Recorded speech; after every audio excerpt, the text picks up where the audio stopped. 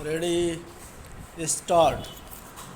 America की ओर से चीन पर 104% टैरिफ लगाने के फैसले के बाद जिस तरह चीन ने भी उस पर टैरिफ दर 34 से बढ़ाकर 84% कर दी, उससे यदि कुछ अस्पष्ट हो रहा है तो यही कि यह लड़ाई और तेज होगी और पूरी दुनिया पर उसका बुरा असर कहीं अधिक गहरा होगा।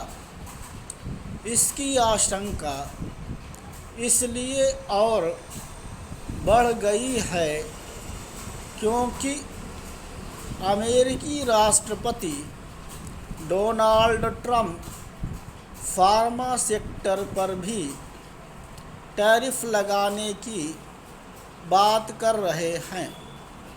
इसका मतलब है कि उनकी मनमानी जारी रहेगी, भले ही इससे शेष विश्व के साथ अमेरिका को भी नुकसान क्यों न हो।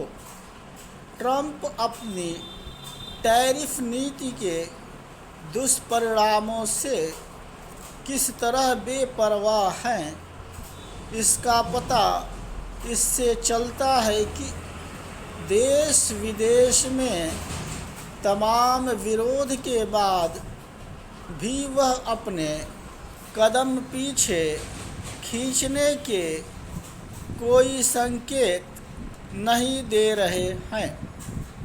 अब जब यह स्पष्ट है कि ट्रंप विश्व व्यापार व्यवस्था का बेड़ा गर्क करने का आमादा कर लिया है, तब भारत को टैरिफ वार के दुष्प्रभावों से बचने के लिए कमर कस लेनी चाहिए। इस भरोसे रहना ठीक नहीं होगा कि अमेरिका से जल्द व्यापार समझौता हो जाएगा। ऐसा कोई समझौता तभी संभव है जब अमेरिका भारतीय हितों की भी चिंता करेगा। कहना कठिन है कि ट्रंप इसके लिए तैयार होंगे। भारत को यह मानकर भी नहीं चलना चाहिए कि उसके प्रतिस्पर्धी देशों पर अधिक अमेरिकी टैरिफ के चलते भारतीय निर्यातकों को अपेक्षाकृत कम नुकसान होगा, क्योंकि इनमें से कुछ देश अमेरिकी उत्पादों पर अपनी टैरिफ दरें शून्य करने के संकेत दे रहे हैं।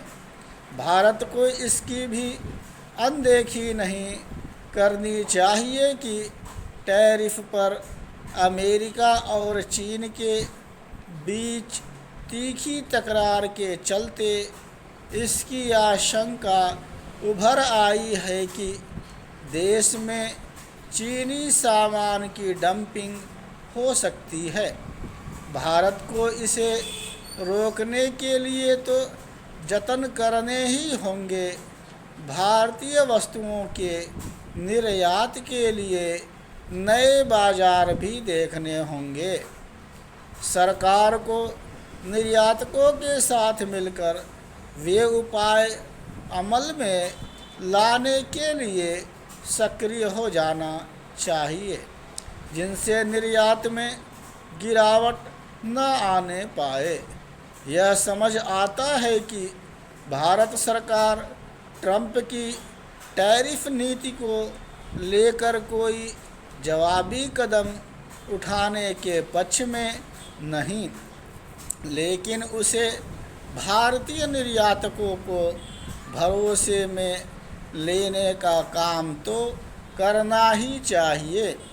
टैरिफ वार के रूप में अमेरिका की ओर से जो चुनौती खड़ी की गई है उसे अवसर में तभी बदला जा सकता है जब संभावित समस्याओं का समाधान आगे बढ़कर करने की नीति पर चला जाएगा। यह अच्छा है कि गत दिवस रिजर्व बैंक ने रेपो रेट में कमी कर कर्ज सस्ता करने का फैसला लिया। माना जा रहा है कि इससे घरेलू बाजार में खपत बढ़ाने में मदद मिलेगी। ऐसा वास्तव में हो, इसके लिए सरकार को भी अपने स्तर पर सक्रिय होना चाहिए।